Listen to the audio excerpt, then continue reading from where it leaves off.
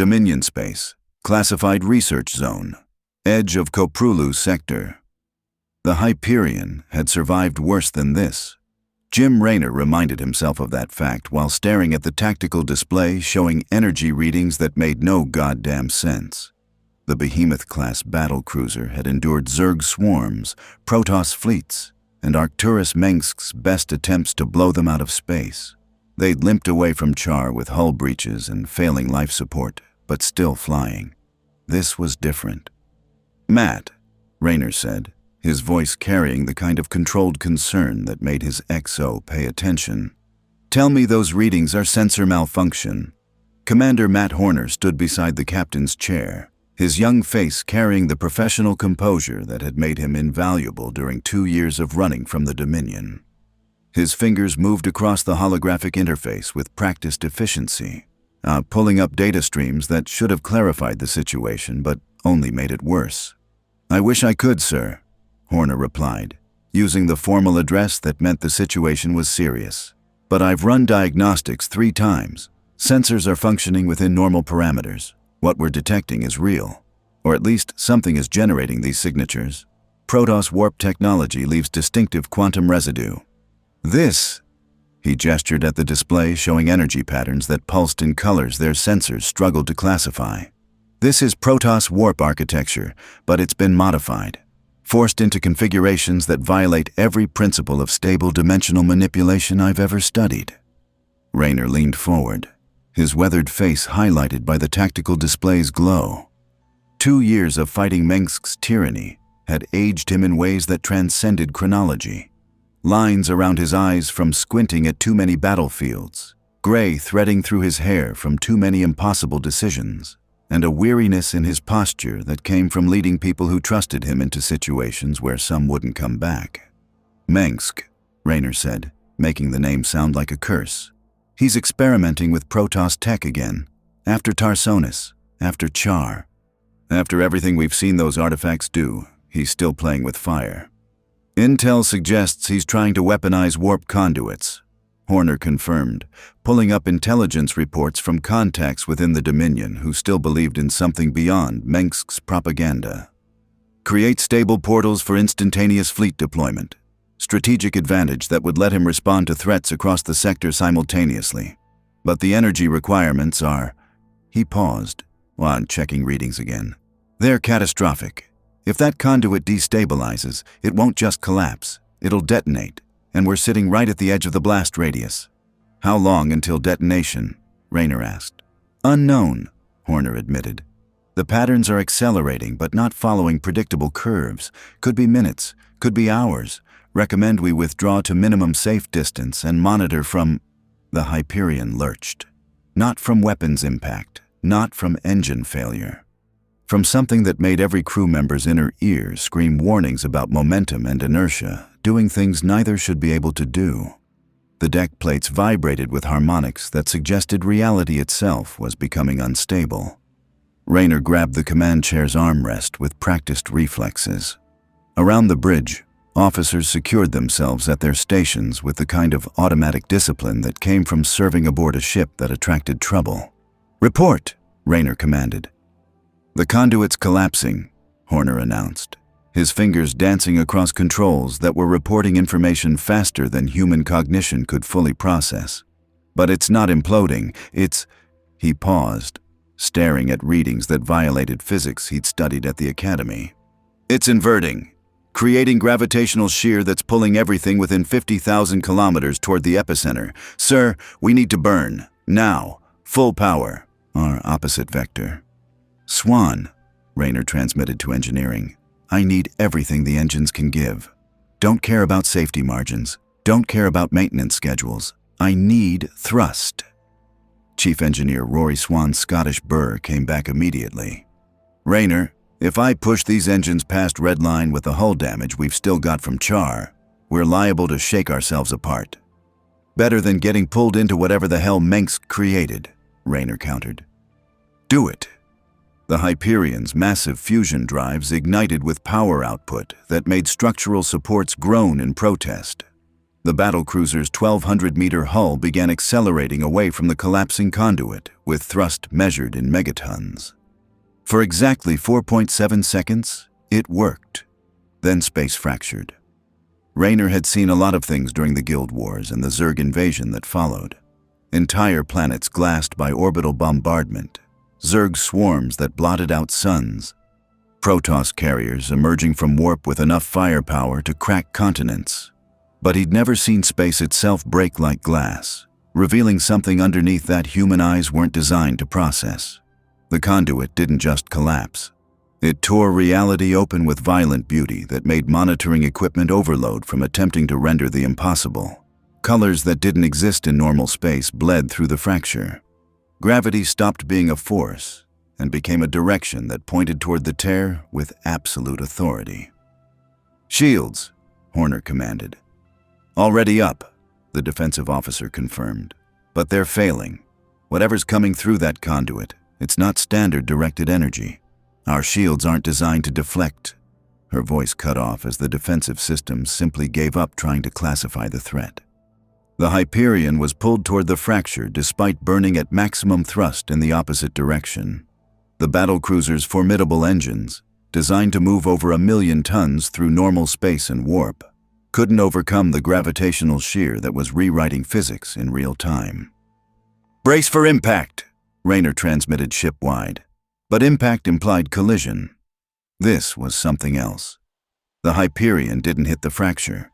It was absorbed by it, now pulled through dimensional barriers with forces that made hull plating scream, and structural integrity fields work overtime to prevent the ship from simply coming apart. Raynor watched through the bridge viewport as normal space vanished, replaced by something that looked like the inside of a kaleidoscope built by a civilization that understood geometry humans hadn't discovered yet. Stars streaked past in impossible directions. Time felt elastic, stretching and compressing in ways that made his brain hurt to process. Then, as abruptly as it began, it ended. The Hyperion emerged into normal space with violence that threw everyone not secured against their restraints. Alarms shrieked across multiple systems. Emergency lighting activated as primary power failed. And through the viewport, stars that weren't in any chart Raynor had ever studied burned with unfamiliar configurations. "Status," Raynor demanded, his voice cutting through the chaos with command authority earned through years of keeping crews alive. "Hull integrity at 73%, Horner reported, working controls with professional focus despite what had to be significant disorientation. "Shields offline, weapons offline, primary power routing through backup systems. We're running on auxiliaries, but we're—" He paused, checking navigation data. "Sir, we're not where we were. These aren't Koprulu sector star patterns. I'm not reading any familiar reference points. It's like we've been displaced thousands of light years, or we're somewhere else entirely," Raynor finished, processing implications he didn't want to consider. "Somewhere that conduit opened to. Swan, how bad is it?" "Bad," Swan's voice came back, his usual irreverence replaced by engineering pragmatism. "Engines are intact, but strained. I've got micro-fractures in 6 fusion chambers, hull breaches in non-critical sections. And half our systems are reporting errors because they're trying to interface with local space that doesn't match their calibration parameters. Raynor, I don't know where we are, but physics here work just different enough that our equipment's struggling to compensate." "Can we jump?" Raynor asked. "Not until I recalibrate warp drives for local space," Swan replied. "And that requires understanding where here is, which requires scanning. Which requires sensors we don't currently have full access to. Give me 12 hours, maybe I can rig something." Raynor didn't have 12 hours. Because the tactical display, one of the few systems still functioning, was showing contacts that made his combat instincts scream warnings about being in the wrong place at the wrong time. "Matt," Raynor said quietly, "tell me those are friendly." Horner studied the display with the kind of focused intensity that meant he was seeing something concerning. "Unknown classification. I'm detecting—" He pulled up what sensor data they could gather. "Multiple capital ships, wedge-shaped configuration, over 1 kilometer long each. Energy signatures consistent with directed energy weapons but not matching any Dominion or Protoss profiles, and they're engaging smaller craft, lighter vessels that appear to be. He zoomed the tactical view. That appeared to be fleeing. A battle, Raynor observed. Or a hunt, Horner corrected. The larger vessels are pursuing, systematically destroying the lighter craft. It's not a fleet engagement, it's an execution. Raynor watched the tactical display showing ships dying in what looked like coordinated slaughter. He'd seen this before. Dominion forces pacifying civilian populations, while crushing resistance with overwhelming firepower against targets that couldn't fight back effectively. He'd sworn after Tarsonis that he wouldn't stand by and watch tyranny go unopposed. That principle didn't change just because they were stranded in unknown space. Matt, Raynor said, making the decision that would doom them or save them, or probably both. Can we target those capital ships? Sir. Horner's tone carried professional concern, mixed with understanding about what Raynor was considering. Those smaller ships are running, Raynor said, gesturing at the display. Whatever's happening here, it's not a fair fight. And I didn't spend 2 years fighting Mengsk just to watch another empire hunt civilians in a different galaxy. Can we target them? Weapons are offline, Horner reminded him. But his fingers worked controls. Yamato Cannon has independent power routing. It's designed to function even when primary systems fail. I can bring it online, 1 shot, maybe 2 if Swan works miracles. But sir, we don't know who these people are, what we're interfering with, what consequences. We know enough, Raynor interrupted. Big ships hunting small ones. That's all the context I need. Target the nearest capital ship. Prepare to fire on my command. Jim, Horner said carefully, using first names because they were about to do something potentially catastrophic. If we fire, they'll know we're here. They'll respond, and we're not at full capability. If they decide we're threats, then we'll deal with it, Raynor replied. But I'm not watching people die because we were too cautious to act. Charge the Yamato Cannon. Not target acquired? Horner worked controls with the kind of reluctant efficiency that suggested he understood the moral necessity, even while recognizing the tactical risk. Target acquired. Nearest capital ship. Yamato Cannon charging. 20 seconds to full power.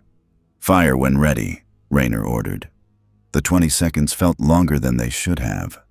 On the tactical display, another light vessel died in explosion that suggested whatever weapons these capital ships carried. They were devastatingly effective.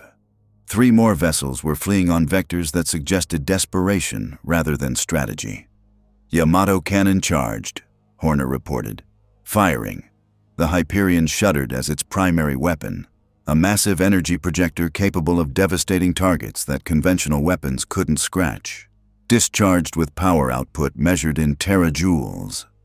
The beam crossed the distance between ships at light speed, while striking the nearest capital vessel amidships with precision that came from targeting systems designed for fleet combat. The result was immediate and catastrophic. The capital ship's hull breached along a 100-meter section, atmosphere venting, internal explosions cascading through systems that had never been designed to withstand that kind of focused energy weapon. The vessel listed, its formation breaking, secondary explosions suggesting critical damage to propulsion or power systems. Not destroyed, but crippled, out of the fight. Target neutralized, Horner confirmed. But sir, his voice carried alarm. Additional contacts, more capital ships. They're adjusting course, toward us. We just painted ourselves as hostile. On the tactical display, 5 more wedge-shaped vessels were burning toward the Hyperion's position with acceleration that suggested either inertial dampening technology beyond Terran capabilities, or crews willing to endure crushing G-forces. Time to weapons range? Raynor asked. 4 minutes, Horner replied. And Jim, our shields are still offline. If they fire, we can't defend effectively. Raynor looked at the display showing the fleeing vessels that were using the distraction to escape, then at the approaching capital ships that represented immediate threat to his crew. He'd made his choice. Now he had to survive it. Get our shields back online, Raynor ordered. Reroute everything non-essential to defensive systems. And Matt, Start working on jump calculations. I don't care if we don't know where we're going. Anywhere is better than here when those ships arrive." "Aye, sir," Horner confirmed. The Hyperion had survived Zerg swarms and Dominion fleets. Now it would discover if it could survive whatever empire controlled this unfamiliar galaxy. Because sometimes doing the right thing meant painting targets on your back. And Jim Raynor had never been particularly good at playing it safe. Imperial Star Destroyer Relentless. Bridge. Yavin System. Captain Lev Argon had commanded the Relentless through 17 engagements since the Emperor's rise to power, suppressing separatist holdouts, hunting pirates in the Outer Rim, maintaining order through overwhelming firepower. He'd learned that Imperial doctrine favored predictable tactics. Identify threat, establish superiority, apply force until resistance ceased. What had just happened didn't fit Imperial doctrine.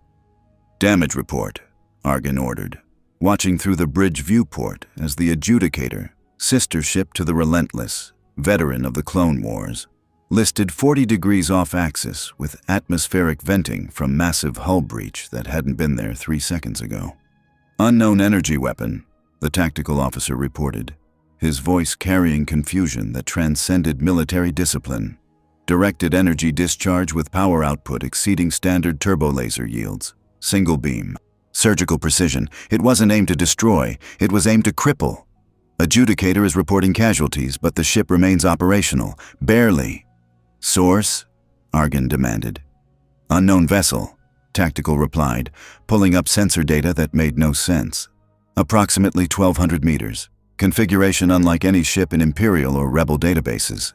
It appeared on sensors simultaneously with the weapons discharge. No prior detection, no hyperspace entry signature. It just materialized." Argon studied the tactical hologram showing a vessel that looked like someone had welded a city block onto a weapons platform and called it a warship. All brutal angles and exposed superstructure, massive engines that glowed with contained fusion, and weapon emplacements that suggested this ship expected to be shot at frequently and wanted to shoot back harder. "Classification?" Argon asked. "Unknown," Tactical confirmed. "Energy signatures are inconsistent with known propulsion systems. No hyperspace capability detected. But Captain," the officer pulled up power analysis.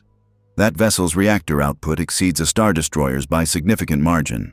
If those energy readings are accurate, it could sustain firepower that would overwhelm our shields through sheer output." "A dreadnought," Argon said, recognizing the threat classification even if the design was unfamiliar. "Rebel forces don't possess vessels of that class, nor does any system in this sector. Which means it's not Rebel," his executive officer finished. "Unknown origin, unknown capabilities, and it just disabled an Imperial Star Destroyer in defense of Rebel forces. That makes it hostile regardless of classification." Argon considered this with the tactical calculation that had kept him alive through battles that killed lesser officers. Unknown vessel with superior reactor output, as demonstrated weapons capability and apparent willingness to engage Imperial forces. Standard doctrine said establish overwhelming superiority, then negotiate from strength. "Signal the fleet," Argon ordered. "All vessels converge on unknown contact. Weapons range in 4 minutes. We will demand identification and surrender. If refused, we disable the vessel and board for inspection. Lord Vader will want to examine technology capable of producing that kind of weapons output." "Sir," the communications officer interrupted, "we're receiving transmission from the unknown vessel. Audio only, no visual, heavily encrypted, but our systems are translating." "Put it through," Argon ordered. The bridge speakers crackled, then resolved into a voice that carried accent Argon couldn't place. Not Core World, not Outer Rim, or not any regional dialect he'd encountered in 30 years of Imperial service. "Imperial vessels, this is Commander James Raynor of the battlecruiser Hyperion. We disabled your ship in defense of civilian craft under attack. We are not affiliated with your rebel forces. We are not from your jurisdiction, and we have no intention of engaging in extended combat. Withdraw your vessels, and we will withdraw ours. Nobody else needs to die today. Your call." The bridge fell silent. "He's negotiating," the executive officer observed, with something approaching disbelief. After attacking an Imperial Star Destroyer, he's attempting to negotiate withdrawal. That's either courage or insanity. Or desperation, Argon replied, recognizing the tactical reality the unknown commander had to be processing. Outnumbered, unfamiliar with local capabilities, probably damaged from whatever transit method had brought him here. He knows he can't win extended engagement, so he's offering us exit that preserves face. Clever. Orders, sir? Tactical asked. Argon studied the unknown vessel on his display, calculating odds. 5 Star Destroyers against 1 dreadnought of unknown capabilities. Standard doctrine said overwhelming firepower guaranteed victory, but standard doctrine assumed known capabilities. This vessel had demonstrated weapons that exceeded Imperial turbo lasers in focused output. If it possessed equivalent point defense and shielding, maintain approach vector, Argon decided, but slow to half speed. We will not withdraw. That would suggest Imperial forces retreat from single hostile, but we will provide opportunity for Commander Raynor to reconsider his position. Comms, transmit response. Channel open, sir. Commander Raynor, Argon said, his voice carrying Imperial authority. This is Captain Argon of the Star Destroyer Relentless. You have attacked an Imperial vessel without provocation. You have interfered with legitimate Imperial operations, and you claim jurisdiction we do not recognize. These actions constitute acts of war against the Galactic Empire. You will stand down. You will submit to boarding. You will answer for damages inflicted upon Imperial property. Refusal will result in your vessel's destruction. You have 2 minutes to comply. The response came within seconds. Captain Argon, aye, with respect. I've heard that speech before. Different empire, same threats. We're not surrendering, we're not submitting to boarding, and we're not dying today if we can avoid it. You've got 2 minutes to decide if pursuing this is worth the casualties you'll take. Because I promise you, we don't go down easy. Raynor out. The transmission ended. He's bluffing, the executive officer said. 1 ship cannot prevail against 5 Star Destroyers. The mathematics are absolute. Maybe, Argon replied, watching the unknown vessel on tactical display. Or maybe he survived situations where mathematics said he should die. Those are the dangerous commanders. The ones who've learned that impossible odds just mean you change tactics. Orders, Tactical pressed. Before Argon could respond, new contacts appeared on sensors. Small craft emerging from the planet's gravity well, heading toward the unknown vessel. Rebel fighters, Tactical reported. X-wings and Y-wings, 12 craft total. They're forming defensive perimeter around the unknown vessel. They're protecting him, the executive officer observed. The rebels are treating this unknown dreadnought as ally. That confirms hostile status. Or confirms desperation, Argon countered. The rebels just watched unknown vessel disable a Star Destroyer in their defense. Of course they're protecting it. Our enemy of my enemy becomes ally through pragmatic necessity. The tactical situation had just become significantly more complicated. Hyperion, bridge, simultaneous. Jim, Matt Horner said, watching the tactical display with professional concern. Those capital ships are still approaching, and we've got... He pulled up new sensor data. We've got small craft forming up around us, starfighter class. They're not hostile. They're positioning defensively. Like they're trying to protect us. Raynor studied the display showing 12 single-pilot craft, smaller than Vikings, more maneuverable than Wraiths, carrying weapons loads that suggested space superiority fighters. The ships we saved, they're returning the favor. Or creating complications, Horner replied. If those capital ships think we're allied with their enemies, they'll treat us accordingly. Jim, we need to jump, now. Before this escalates into engagement, we can't win. Jump where? Raynor asked. We don't have local charts. Don't know what's a safe vector. For all we know, we'd jump directly into a sun or another fleet. Better than staying here, Horner countered. Before Raynor could respond, the communications system activated with new transmission. Different voice, younger, carrying urgency. Unknown vessel, this is Red Squadron. We saw what you did. You saved our transport convoy. We're here to return the favor. Those star destroyers won't back down, they never do. But if you can jump to hyperspace, we'll cover your exit. We've got coordinates for a rebel rendezvous point. It's safe, or at least safer than here. Transmitting now. Horner pulled up the transmitted data, studying the navigation coordinates with engineer's precision. It's a star system, outer rim region, multiple planetary bodies providing sensor cover. If we can reach it, we could evade pursuit long enough to assess our situation. How long to calculate jump? Raynor asked, using their coordinates as baseline. Horner worked controls. Swan's been running diagnostics. Our warp drive is functional but needs calibration for local space. With reference coordinates, he calculated. 90 seconds, maybe less. Do it, Raynor ordered. Then, activating comms. Red Squadron, this is Commander Raynor. We appreciate the assist. Preparing to jump to your coordinates. Try not to get killed covering us. I'd hate to owe dead people. Copy that, Commander. The young pilot replied with humor that suggested he'd faced death often enough to joke about it. Red Squadron, defensive formation. Make them work for it. On the tactical display, the 12 fighters broke into pairs, establishing overlapping fields of fire that would force the approaching capital ships to either engage the fighters first or accept casualties from strafing runs. They're buying us time, Horner observed, against overwhelming odds. That's either bravery or they're used to long odds, Raynor finished. Sounds familiar. Matt, jump status? Calculating, 70 seconds. The 5 capital ships closed to weapons range, and space lit up with directed energy fire that made Raynor's tactical instincts scream. Green bolts of coherent energy, hundreds of them, creating a wall of firepower that the small fighters danced through with maneuvers that suggested either advanced piloting or death wishes. Those weapons, Horner said, watching the display. They're not beam weapons, they're projectile-based directed energy. Slower than our plasma, but compensated through volume of fire, and those fighters are dodging them. Individual pilots making split-second decisions that our Vikings would struggle with, even with neural interface. They're good, Raynor acknowledged. Real good. But they can't hold those capital ships forever. Jump status? 40 seconds.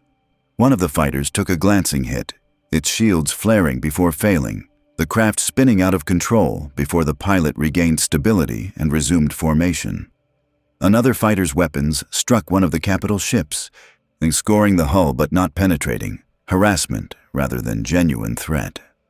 Jim, Horner said quietly, those pilots are going to die if we jump. The capital ships will shift fire to them immediately. They're only alive because we're the primary target. I know, Raynor replied, hating the math but recognizing it. But staying gets us killed along with them, and dying here doesn't serve anyone. Jump status? 20 seconds. Warp drive charged. Coordinates locked. Red Squadron, Raynor transmitted. We're jumping in 20 seconds. Break off and scatter. Don't give them targets. We'll meet at your rendezvous coordinates.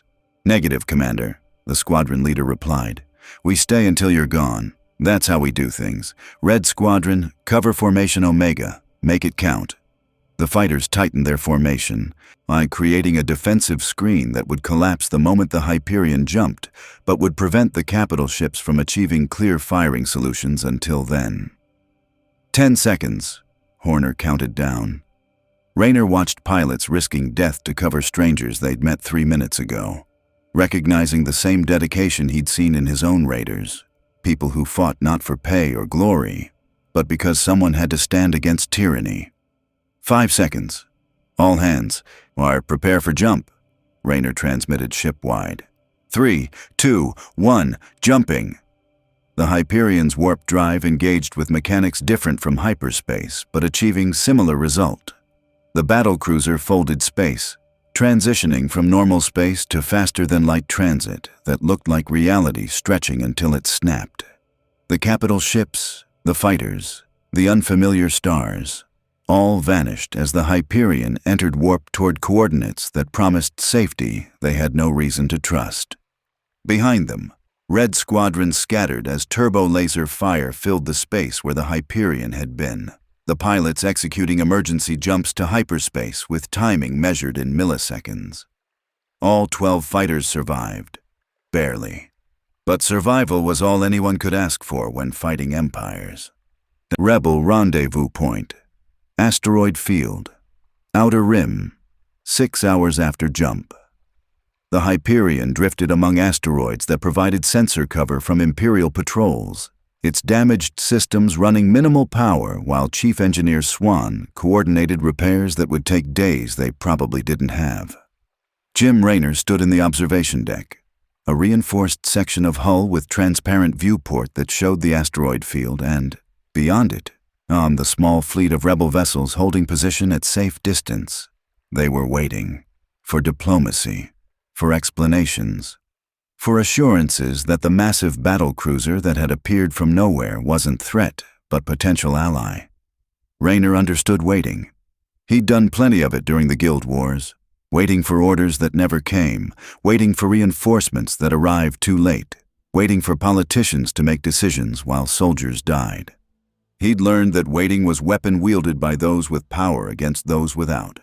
But he also understood that these rebels had no reason to trust him beyond a single act of intervention that could have been tactical convenience rather than moral choice. The door opened behind him. Matt Horner entered, carrying a datapad and expression that suggested the news was mixed at best.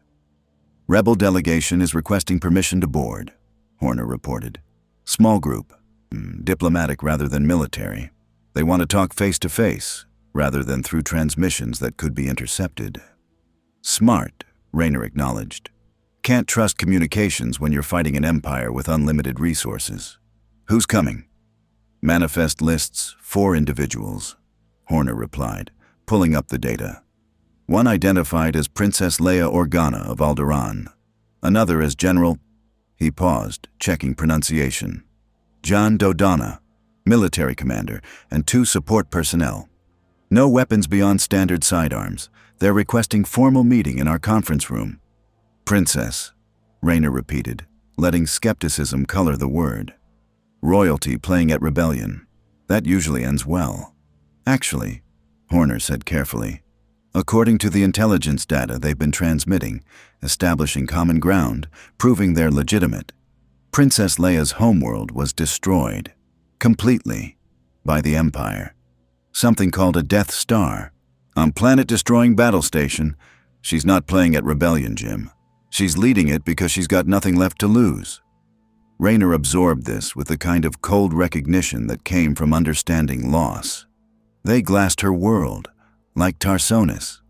"Worse," Horner replied quietly. "According to these records, Alderaan had 2 billion inhabitants, all casualties, no survivors except those off-world. And it was done as demonstration. To intimidate the galaxy into submission." Raynor's jaw tightened. He'd seen Mengsk's brutality, seen Tarsonis burn, seen civilians sacrificed for political advantage, seen tyranny justified through security rhetoric. But planetary destruction as intimidation tactic? That was evil operating at scale that made even Mengsk's atrocities look restrained by comparison. "All right," Raynor decided. "They can board, conference room, but Matt, full security protocols. We're friendly. But we're not stupid. If this is trap, I want us ready to respond." "Already arranged," Horner confirmed. "Marines positioned at strategic points, surveillance active, and I've informed Swan to keep the reactor running hot in case we need to jump immediately. We're as ready as we can be." "Then let's meet a princess," Raynor said, heading toward the conference room with Horner following. Hyperion. Conference room. 30 minutes later. The conference room was functional rather than impressive. Metal table, chairs designed for long tactical meetings, holographic projector for displaying battle plans, and walls that carried scars from 2 years of running engagements against Dominion forces. It wasn't where you brought royalty expecting luxury. But Princess Leia Organa didn't appear to notice or care. She entered the room with presence that had nothing to do with royal bearing and everything to do with command authority earned through circumstances rather than birthright. Young, maybe mid-20s, with dark hair pulled back in practical style, wearing clothes that mixed diplomatic formality with combat readiness, and carrying herself with the kind of watchful composure that suggested she'd survived assassination attempts and learned not to trust appearances. Behind her, General Jan Dodonna presented contrast: older, gray-haired military posture that spoke to decades of service, eyes that tracked the room with professional assessment, before settling on Raynor with expression mixing curiosity and evaluation. The two support personnel positioned themselves near the door, not threatening but establishing exit routes if things went wrong. "Commander Raynor," Leia said, and her accent carrying core world refinement that made Raynor think of Alliance officers who'd never seen combat. But her eyes told different story. Those were eyes that had watched worlds burn. "Thank you for agreeing to meet." "Princess," Raynor acknowledged, gesturing to the chairs. "Appreciate you coming out here. I imagine showing up in Imperial territory is bad for your health." "Everything's bad for our health lately," Leia replied with dark humor that suggested she'd learned to joke about mortality. "But yes, traveling openly is inadvisable, which is why we appreciate what you did at Yavin. You saved 3 transport ships carrying medical supplies and refugees, 67 lives that would have been casualties if you hadn't intervened." "Seemed like the right thing," Raynor said, settling into a chair across from her. "Where I come from, watching people get slaughtered because it's not your fight is how tyranny wins. Figured that principle doesn't change just because we're in different galaxy." "Different galaxy," General Dodonna repeated, his military mind clearly processing that phrase. "Your transmission suggested you're not from the known systems. Care to elaborate?" Raynor looked at Horner, who nodded slightly. They'd discussed this. I decided that partial honesty served better than complete secrecy. "We're from somewhere else," Raynor confirmed. "Different region of space, different technology, different politics, but similar problems. We were fighting a tyrant named Arcturus Mengsk. He controls an empire called the Terran Dominion through propaganda, military supremacy, and willingness to sacrifice civilians for strategic advantage. Sound familiar?" "Distressingly so," Leia replied. "Your Dominion sounds remarkably like our empire. Centralized authority, overwhelming military force, citizens reduced to subjects, and consequences for resistance measured in mass casualties." "Tarsonis," Raynor said quietly. "Capital world of our confederacy. Old government before Mengsk seized power. He lured the Zerg, hostile alien species, to the planet. Used them as weapon against civilian population, 4 billion dead. Then blamed the old government for the casualties he orchestrated.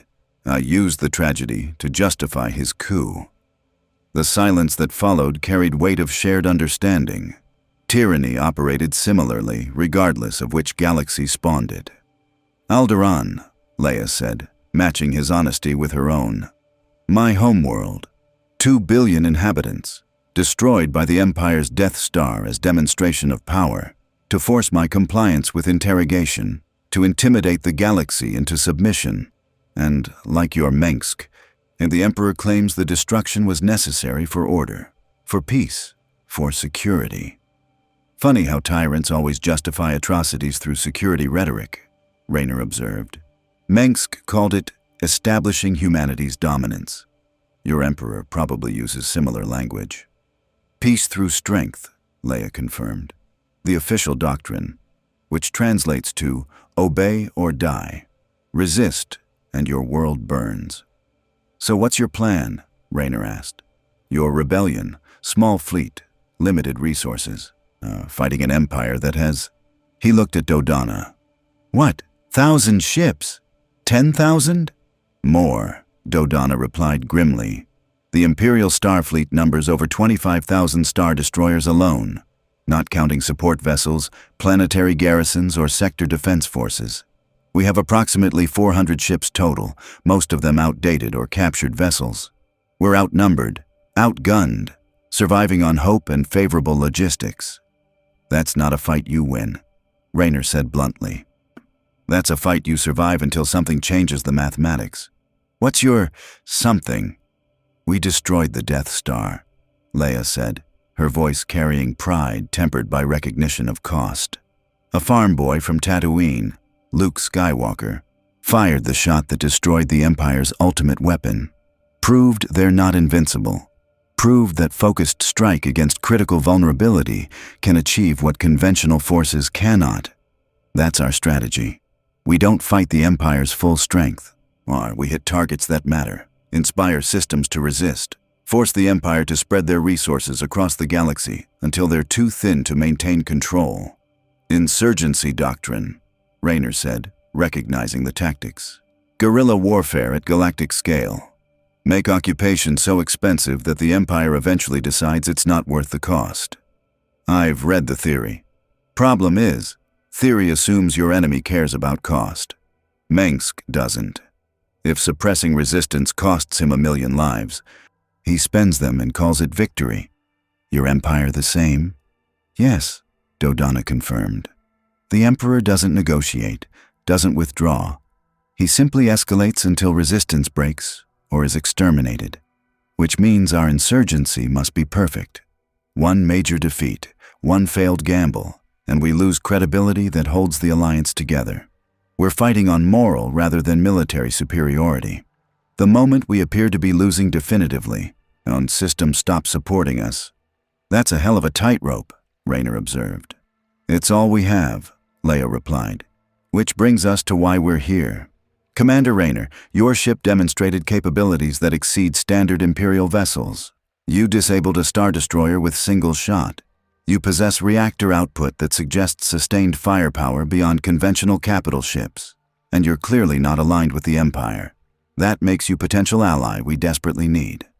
Or potential threat we need to understand before you become problem. So I'll ask directly. What do you want? Why did you intervene?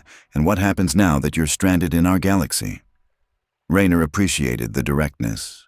It matched his own communication style, avoided diplomatic evasion that wasted time everyone could be using more productively. What I want is to go home, Raynor said honestly. My crew didn't sign up for dimensional displacement. We were fighting our own war. Now we're stuck in yours. But going home requires understanding what brought us here. And that requires time, resources, and safety to investigate. As for why we intervened, he paused. I've seen what happens when good people stand aside while empires crush civilians. Seen it too many times. Won't do it. Can't do it. Not who I am. So we acted.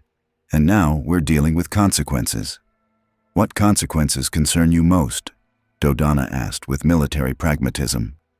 That your empire decides we're a threat worth eliminating, Raynor replied. We crippled one of their ships, made them look vulnerable. Tyrants don't tolerate that. They'll come after us with everything they've got, and we're not at full capability. We can probably survive engagement with small fleet, but sustained campaign, we'll lose. Eventually. So we need allies, protection, time to repair and figure out how to get home. That's what we need from you. And what can you offer us? Leia asked. Beyond single battlecruiser, impressive as it is. Raynor considered this, understanding the negotiation. Rebellion needed every advantage, but committing resources to protect unknown vessel was risk they couldn't afford, unless return justified investment. Intelligence, Raynor offered. My crew includes specialists who fought against technology you haven't encountered. We've dealt with hostile AI, biological weapons, and psionic threats. That experience might be valuable when facing threats in this galaxy. We've also got engineering expertise that operates on different principles than yours. Maybe we can offer innovations, tactical insights, and... He looked at Horner. We've got the Hyperion. One ship won't change your war, but one ship in the right place at the right time might change a battle. And sometimes, winning battles is enough. That's more than we usually get from potential allies, Dodonna said. Most systems offer support, but withdraw when Empire applies pressure. You're offering direct military cooperation. That's rare and valuable. It's pragmatic, Raynor corrected. We need you. You need us. That's basis for alliance, not ideology, not shared history, just mutual survival necessity. I'll take pragmatic over ideological, Leia said with slight smile. Ideological allies tend to disappoint when circumstances become difficult. Pragmatic allies at least understand the terms clearly. General Dodonna, your assessment. Tactically sound, Dodonna replied. One battlecruiser with superior firepower could provide fleet support we currently lack. And Commander Raynor's experience fighting insurgency from both sides, he served in conventional military before leading irregular forces. That knowledge could inform our operational planning. I recommend Provisional Alliance, 60-day trial. We provide sanctuary, resources for repairs, and intelligence about local threats. They provide military support and tactical consultation. At 60 days, we reassess based on demonstrated cooperation. Acceptable, Raynor agreed. But I've got condition. My crew's not expendable. We'll fight alongside you. We'll take risks. But we're not cannon fodder deployed because you can afford to lose us more than your own forces. We're partners or we're nothing. Clear? Clear, Leia confirmed. And Commander, welcome to the rebellion. It's not glorious, it's not safe, but it's necessary. And sometimes necessity is enough. They shook hands across the table, human gesture that apparently transcended galaxies. And Raynor reflected that he'd just allied with royalty fighting an empire that made Mengsk look restrained. He'd survived worse. Probably. Outside the viewport, stars burned in unfamiliar configurations. And somewhere in the vastness of space, an emperor was learning about the battlecruiser that had crippled his star destroyer. The consequences were coming. The question was whether they'd arrive before Raynor figured out how to get home. Imperial Palace. Coruscant. Imperial Center. 22 hours after Yavin incident. Emperor Palpatine stood before the vast viewport overlooking Coruscant's endless cityscape, his hooded form silhouetted against the lights of a trillion souls who believed themselves citizens when they were merely subjects. His hands, gnarled and pale, rested on the railing with deceptive calm that concealed power that had broken republics and corrupted Jedi. He felt it before his apprentice arrived. A disturbance. Not in the Force itself, though that rippled with implications, but in the careful order he'd constructed across decades of manipulation. Something had entered his galaxy. Something that didn't belong. Something that suggested his control was not as absolute as he'd believed. The throne room doors opened with mechanical precision, admitting Darth Vader, whose presence carried its own gravitational weight. The Dark Lord approached with measured steps that echoed through the vast chamber, then knelt with practiced subservience that concealed the monster beneath the mask. "My master!" Vader's mechanized voice intoned. "Rise, Lord Vader," Palpatine commanded, his own voice carrying softness that made threats more effective than shouting. "Tell me of this anomaly that destroyed our Star Destroyer." "Not destroyed, my master," Vader corrected, rising to his full imposing height. "Disabled. The vessel, designation unknown, origin unknown, fired a single directed energy weapon of unprecedented power. The adjudicator suffered catastrophic hull breach but remains operational. Captain Argan reports 17 casualties and significant systems damage. The unknown vessel then fled with assistance from rebel forces." "Fled," Palpatine repeated, making the word sound like analysis rather than judgment. Yet it possessed firepower sufficient to destroy the Star Destroyer entirely. It chose restraint, chose warning rather than annihilation. That suggests either moral limitation or tactical calculation, perhaps both. The vessel's commander identified himself as James Raynor, Vader continued, pulling up holographic data from his gauntlet interface. The transmission was brief. Accent patterns do not match any known system. Linguistic analysis suggests cultural framework we have no reference for. And my master, Vader paused. I sense something about this vessel. Something that resonates with the Force but is not of the Force. As if it exists adjacent to the cosmic energy we channel. "Explain," Palpatine commanded, his interest sharpening. "When I meditate on the incident," Vader said carefully, choosing words that conveyed perception without appearing presumptuous, "I sense minds aboard that vessel. Strong minds, focused minds, but they do not touch the Force as Force sensitives do. They touch something parallel, similar in structure but different in nature.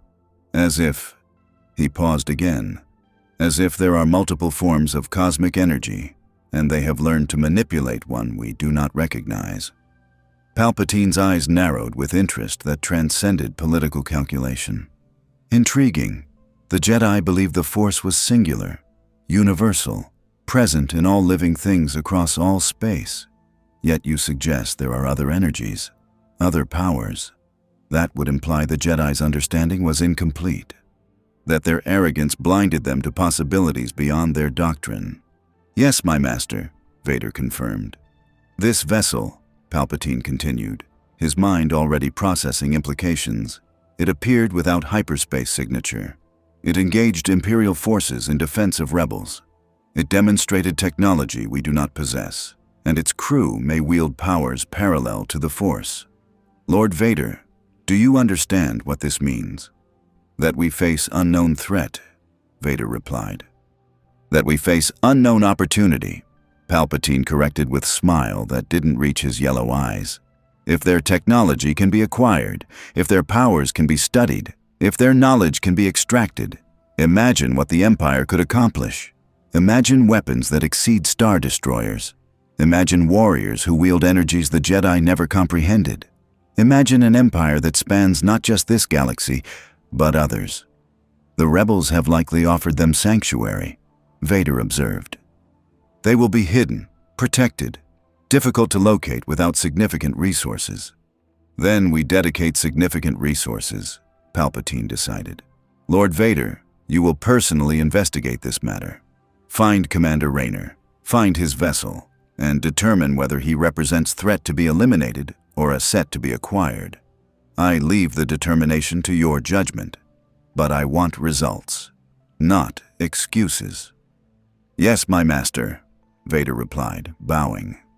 One more thing, Palpatine added, his voice dropping to whisper that carried more menace than shouting. The Force guided this vessel to our galaxy. I am certain of this.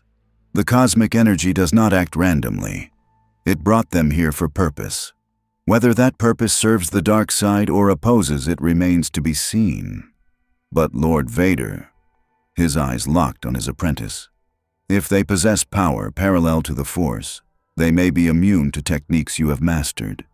Do not underestimate them simply because they are unfamiliar, as overconfidence has destroyed greater men than you. I will not fail you, my master, Vader assured. But as the Dark Lord departed to begin his hunt, Palpatine returned to the viewport and allowed himself a rare moment of uncertainty. The Force swirled with possibilities he could not fully perceive. The future, always in motion, now carried currents that suggested his carefully laid plans might face complications from directions he had not anticipated. He had spent decades consolidating power and eliminating threats, establishing order through fear and overwhelming force. But if there were other galaxies, other powers, other beings who did not bow to his will, then perhaps the Empire was not the pinnacle of dominion he had believed. Perhaps it was merely the beginning. Rebel Base, Dantooine, Medical Bay, 36 hours after Alliance Agreement. Jim Raynor sat on the edge of a medical bed designed for species slightly taller than average humans, watching a young man in dark clothing manipulate a small metallic sphere through the air, using nothing but concentration, no technology, no hidden wires. Just will, apparently, channeling something that Luke Skywalker called the Force, with reverence that suggested religious belief rather than scientific understanding. That's telekinesis, Raynor observed, his pragmatic mind trying to categorize what he was seeing through frameworks he understood. We've got specialists, ghosts, who can do something similar. Psionics, neural interface with reality at quantum level. But they need extensive training, years of conditioning.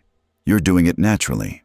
Not naturally, Luke corrected, setting the sphere down with exhalation that suggested the effort cost more than it appeared. His accent was provincial, outer rim, rural, suggesting upbringing far from political centers. I'm still learning. My training was abbreviated. My teacher died before completing my instruction. Now I'm figuring things out as I go, making mistakes, breaking things. He paused. It's frustrating, knowing I have this power but not knowing how to control it properly. Welcome to command, Raynor said with dark humor. Having capability without understanding how to use it optimally. That's leadership in one sentence. Luke smiled at that, his youthful features carrying optimism that Raynor simultaneously admired and worried about. And the kid couldn't be more than 19, maybe 20, and he was already carrying weight that crushed older men. Reminded Raynor of himself at that age, during the Guild Wars, when he'd still believed wars were won through courage rather than math. Commander Raynor, Luke said carefully, his tone suggesting he wanted to ask something but wasn't sure how to phrase it. When I'm near your crew, particularly the people you called ghosts, I sense something. Their minds feel structured, like they're thinking in patterns that aren't quite natural, and there's energy around them, not the Force. Something else. Something that resonates similarly but operates on different principles. Psionics, Raynor confirmed. Neural enhancement through technology and training. Terran ghosts, special operations soldiers, undergo procedures that amplify their natural psionic potential. Lets them interface with computer systems directly, perceive enemies through walls, influence weak minds. It's not mysticism, it's applied neuroscience taken to extreme levels, but, he paused, you're right that it's similar to your Force. Different source, different methodology, but similar outcomes. Makes me wonder if they're aspects of the same thing. That's what I was thinking, Luke said, his eyes lighting up with intellectual curiosity that transcended his limited formal education. What if the Force isn't unique? What if it's one expression of something universal? Energy that exists across multiple realities, manifesting differently depending on local conditions but fundamentally connected. Your psionics, my Force. Maybe they're just different names for the same cosmic power. That's real philosophical, Raynor observed, and way above my expertise. I'm military commander, not theoretical physicist, but I've seen things that make me question assumptions about what's possible. Fought aliens, Protoss, who channel psionic energy like breathing. Watched Zerg bioforms adapt to counter our tactics through distributed consciousness. Survived technologies that shouldn't exist according to conventional science. So yeah, maybe there's something universal connecting it all. Or maybe we're pattern-seeking animals trying to find meaning in chaos. You're more philosophical than you admit, Luke said with insight that suggested he saw through Raynor's deflection. Leia told me about Tarsonis, and about your Mengsk sacrificing billions to seize power. That kind of loss, that kind of betrayal, it changes people. Makes them question everything they believed about order and authority. I felt something similar when I learned that Darth Vader killed my father. That the Empire I'd ignored my whole life was hunting me. That I couldn't just go back to moisture farming and pretend the galaxy's problems weren't my responsibility. Kid, Raynor said, using the informal address deliberately. You're right that loss changes people. But let me tell you something I learned the hard way. Questioning authority doesn't mean rejecting all structure. Recognizing tyranny doesn't mean anarchism is the answer. The hard part, the part that keeps me awake at night, is figuring out what legitimate authority looks like. What governance serves people rather than exploiting them. Your rebellion wins, defeats the Empire. Then what? You install new government. How do you make sure it doesn't become the same thing you just destroyed? I don't know, Luke admitted with honesty that Raynor appreciated. Leia says we're fighting for the Republic, restoring democracy, giving systems back their voice. But, he paused, you're right that winning the war doesn't solve the problem. It just creates opportunity to build something better. And building is harder than destroying.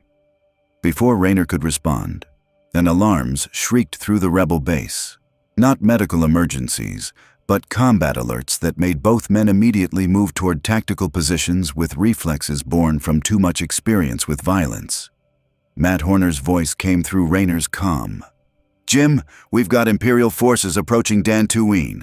Multiple Star Destroyers. They found us. And Jim, his voice carried alarm. The lead vessel is different, larger, more heavily armed, and I'm detecting a presence aboard that's... He paused.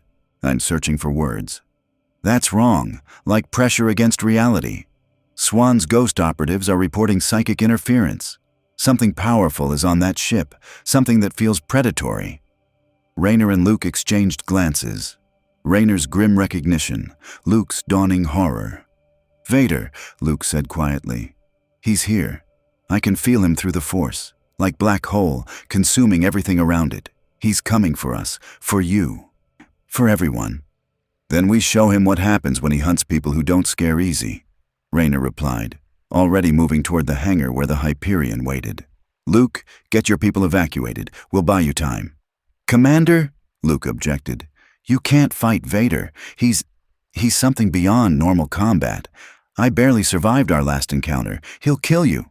"Maybe," Raynor acknowledged, "but I've survived things that should have killed me before. And kid..." He looked back at Luke with expression mixing pragmatism and fatalism. "Sometimes buying time for civilians to escape is what command means. Not winning, not surviving, just making the enemy pay enough that the people you're protecting get away. That's the job." Luke wanted to argue. Raynor could see it in his face. But the young Jedi also understood tactical mathematics. One battlecruiser and scattered rebel forces couldn't defeat multiple Star Destroyers. But they could delay, could create chaos, could force the Empire to commit resources to securing victory rather than achieving easy slaughter. "May the Force be with you," Luke said, the traditional blessing carrying genuine weight. "May your psionics stay sharp," Raynor replied with slight smile. "And kid, survive this. Your rebellion needs you more than it needs me." Then Raynor was running toward the hangar and transmitting orders that would bring the Hyperion to combat readiness and position his crew for what might be their last stand. Hyperion, bridge, engaging Imperial fleet. The tactical display showed what Raynor had feared. 7 Star Destroyers in formation that demonstrated professional military coordination. And at the center, a vessel that dwarfed the others, over 2 kilometers, bristling with weapon emplacements and radiating power that made even the Hyperion sensors register concern. That was where Vader was. Raynor could feel it, not through force or psionics, but through combat instincts honed across decades of warfare. The Predator was aboard that ship, watching, waiting, calculating how to break them. "Matt," Raynor said, settling into the command chair, "we're not winning this fight. We're buying time for rebel evacuation. How long do they need?" 18 minutes, Horner confirmed, working tactical controls. "Most civilian transports are already lifting off. But the military convoy, wounded soldiers, critical supplies, they need 18 minutes to achieve hyperspace jump coordinates." "Then we give them 18 minutes, Raynor decided. "Target the nearest Star Destroyer, Yamato cannon, maximum yield. I want their attention on us, not on fleeing transports." "Targeting," weapons officer confirmed. "Yamato charged, or firing." The Hyperion shuddered as its primary weapon discharged, the massive energy beam crossing the distance and striking the target Star Destroyer's forward shields with impact that overloaded defensive systems and scorched hull plating beneath. The Imperial fleet's response was immediate and overwhelming. All 7 Star Destroyers pivoted with coordinated precision, and their hundreds of turbo laser batteries opening fire simultaneously in a display of firepower that made Raynor's combat instincts scream warnings about being vastly outgunned. "Evasive," Raynor commanded. The Hyperion's thrusters fired, the massive battlecruiser moving with agility that belied its size, but hundreds of turbo laser bolts filled the space where they'd been and where they were going. Shields flared under impacts, and energy readings dropping as defensive systems struggled with volume of fire that exceeded design parameters. "Shields at 70%, defensive officer reported. "They're coordinating targeting. We can't dodge all of them." "We don't need to dodge all of them," Raynor replied. "We just need to survive 18 minutes. Return fire, all weapons, make them work for it." The Hyperion's laser batteries and missile launchers engaged, and pouring firepower into Imperial vessels with precision that came from experienced gunnery crews. They scored hits, damaged Imperial shields, destroyed point defense turrets, forced Star Destroyers to rotate to present fresh armor. But the mathematics were absolute. 7 vessels with combined firepower exceeding the Hyperion's total output. The battlecruiser was tough, built to survive Zerg acid and Protoss plasma, but there were limits to what armor and shields could withstand. Shields at 40%, defensive officer updated. Hull breaches in sections 7 and 12. Casualties reported, damage control responding. Time? Raynor asked. 12 minutes remaining, Horner confirmed. 12 minutes felt like eternity measured in seconds ticking towards structural failure. Then the tactical display showed something that made the situation worse. One of the Star Destroyers, the massive central vessel, was launching smaller craft. Not TIE fighters. Something else. Assault shuttles burning toward the Hyperion with trajectories suggesting boarding action. "They're coming aboard," Horner said. "Breaching craft. ETA 4 minutes. Jim, if Vader's on those shuttles, then we're about to have very bad day," Raynor finished. "Seal all airlocks. Marines to defensive positions. If they breach, we make them pay for every meter." The 4 minutes passed with agonizing slowness while the Hyperion continued its desperate dance, absorbing punishment that was systematically destroying their ability to fight. Shields failed completely. Armor plating vaporized under sustained turbo-laser fire. Entire sections of the ship became uninhabitable as atmosphere vented and bulkheads collapsed. But they held, until the breaching craft attached to the hull with magnetic clamps, cutting torches activated, and stormtroopers began flooding into the Hyperion's corridors. Raynor left the bridge, against Horner's objections, against tactical wisdom, against everything that said commanders stayed in protected positions while subordinates fought. But he'd learned something during the Guild Wars that he never forgot. Soldiers fought harder when their commander stood with them rather than safely directing from distance. He entered the corridor in full CMC armor, powered combat suit that made him 2 meters tall and strong enough to tear through bulkheads, carrying his customized rifle and decades of muscle memory that had kept him alive through impossible situations. The stormtroopers advancing down the corridor fired immediately, precise, coordinated, demonstrating the kind of professional training that characterized elite military forces. Their blaster bolts struck Raynor's armor, scorching the composite plating but not penetrating the layered defense that had been designed to withstand Zerg claws and Protoss plasma. Raynor returned fire with rifle that spat hypersonic rounds, not energy weapons, but accelerated metal that struck with kinetic force the stormtroopers' armor wasn't designed to stop. 3 went down immediately, their white armor cracking under impacts that transferred killing force through supposedly protective plating. Then the corridor's temperature dropped. Not literally, but Raynor felt it. Oppressive weight that suggested presence beyond normal perception. The kind of pressure that made Ghost Operative's psionic sensors scream warnings about predator approaching. Darth Vader stepped through the breach in the hull with movements that carried inevitability rather than haste. He was larger than Raynor expected, over 2 meters even without the armor, covered in black that seemed to absorb light, on breathing with mechanical rhythm that suggested cybernetic life support. And the presence, the sheer psychic weight of him, was like standing before collapsing star. Raynor raised his rifle but didn't fire, because combat instinct screamed that shooting would be futile against whatever this was. "James Raynor," Vader's voice resonated through vocabulary with bass tones that transcended human range. "You are far from home." "We all make mistakes," Raynor replied, and keeping his weapon ready but not threatening immediate violence. "You here to kill me or just intimidate me?" "Neither," Vader said, his helmet tilting fractionally. "I am here to offer you choice. You possess knowledge my master desires, technology, power, understanding of energies we do not fully comprehend. You may surrender this knowledge willingly, cooperate with Imperial scientists, provide technical specifications. I serve the Empire, and you will be treated with honor befitting valuable asset. Or..." His hand moved fractionally, and Raynor felt invisible pressure against his chest plate. "You may resist, and watch your crew die one by one, until compliance becomes preferable to further casualties."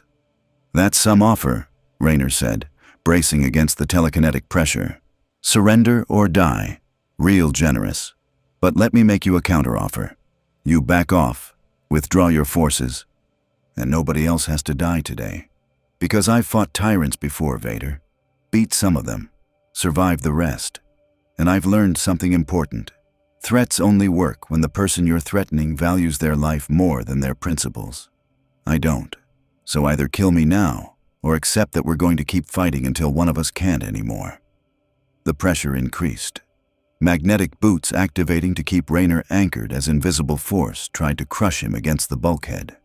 The CMC armor's servos groaned under strain they weren't designed for. Raynor's ribs protested pressure that approached bone-breaking levels. But Raynor had survived worse. Had been buried under rubble on Char. Had endured torture by Mengsk's interrogators. Had watched friends die because he'd made wrong tactical calls. Physical pain was just data. Survivable. Temporary. You are strong, Vader observed, almost with approval. Stronger than you should be.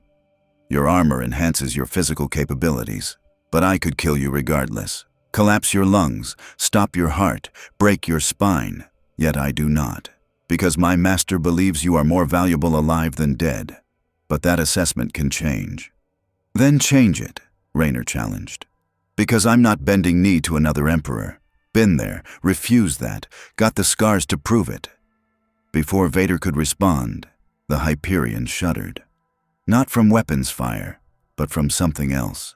And Raynor's comm activated with Horner's urgent transmission. Jim, the Zerg. There were Zerg organisms in stasis aboard the ship. Backup specimens from Char. The hull breaches exposed them to atmosphere. They're waking up. We've got Zerg loose in the lower decks. And everything changed. Because Vader didn't understand what Zerg were.